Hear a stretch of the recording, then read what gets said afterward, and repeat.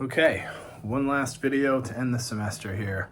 I think this one should be actually the shortest one, so I'm gonna diving right into it. Basically, portfolio instructions, they're pretty straightforward. Give me your three stories. Make them the best you can possibly make them. Revise them, put them in one file, and submit them. I will have a submission link posted probably Thursday. It's due this week. I don't want anyone rushing this. Maybe you're feeling like the stories are as good as you can possibly make them already, but give it another look. Give it another day.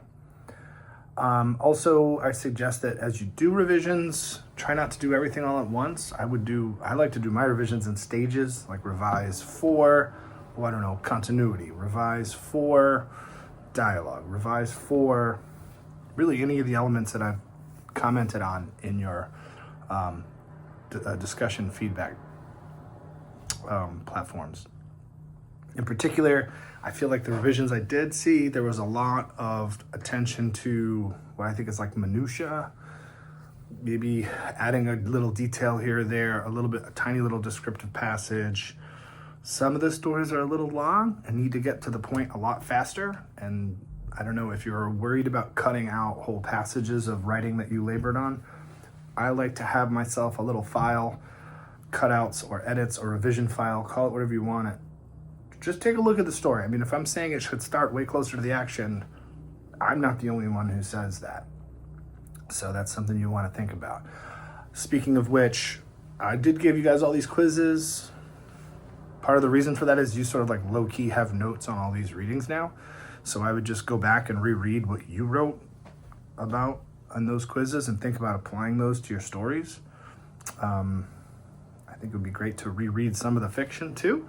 As far as, when you get down to the real last stage of revision, I think you might want to look at how things are supposed to be done once you're happy with the story, right? So just to be clear, I like to use the term revision for big picture stuff, like cutting out a whole scene, writing in a new scene, rearranging the order of events. That's revision, big picture stuff. To see again, to revise is big stuff.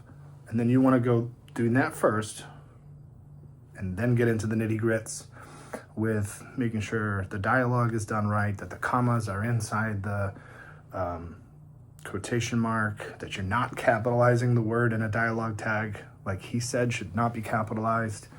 The only thing that would be capitalized there is the person's name. So, little things like that, I wouldn't worry about that until I've already made sure that I have the right scenes in the right places. Because it really stinks to spend time polishing up writing and then having to cut the whole scene out. So that's why we do it that way. We start with big picture stuff, and then we get down to the smaller, less important things. So yeah, definitely look at that stuff. Look at your quizzes, look back over those notes. All those stories have really great ideas for how to handle description, how to handle dialogue, how to handle the pacing of things. Again, when I say pacing, I mean like your most important moments should take up the most space time on the page. Least important, tiny amounts, or maybe skip them entirely. Some stuff can be skipped entirely. You can just tell the reader, later they went this other place and just start a scene there. The story should really be built out of nice scenes with descriptive detail. When characters talk, they should really only talk about things that are important to the story. If they talk about unimportant things, we can say something like, they talked about what majors they had. We don't need to have all that detail rendered in dialogue, for example. Yeah, so then other than that, I encourage you to look at my feedback. I would also look at the feedback for other people's stories. I mean, what did I say about someone's story? If you thought the story was really good, I thought a lot of these stories were really good too, but I always think things can be better. So look at that and see if you can agree, or if you disagree, you could always hit me up. You can make a conversation in there. There's still time this week. We can talk about why I might have given a certain piece of feedback, even if it's not on your story. Also, I have answered all of the quiz questions for the first set of several quizzes. I mean, quiz week 11, last I looked, not everyone had posted yet, and I was kind of waiting. I'll give it maybe another day. Hopefully everyone's quiz will be up. If you've forgotten about the quiz from last week, do you want to make sure you post that? And I'll give answers to all those questions. There's some really good questions. Those will be in the announcements if you haven't seen them. I've been answering all of your questions as detailed as I can.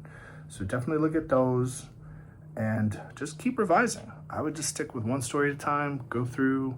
Again, don't be scared to chop whole passages out. Just see what it looks like. Chop them out, rearrange them. You can save them as a new file.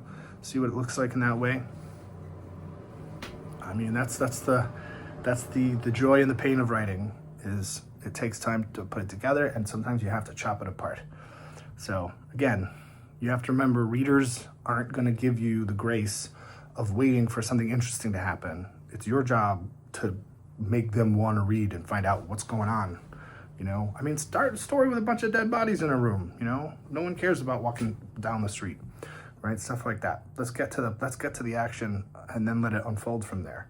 So that's pretty much it, I guess, right? If you have any questions, of course, as always, feel free to hit me up in email. Again, if you want to respond to any of the announcements I've made, any of the answers I've given to the quiz questions of the past, or the one that I'll be posting this week, feel free to engage in there so that other people in the class can see that conversation. Otherwise, you know, enjoy the revision process. It's unfortunate we don't have more time for y'all to do that, but that's the nature of a creative writing class in a semester. So by the end of the week, I want those portfolios. Like I said, I'll post the platform to submit them on Thursday night probably. But I really would like them to be there Friday, Saturday, so I can get these grades posted for y'all. All right, well, hope you've had a good time. Again, as always, hit me up with any questions, and maybe I'll see you around.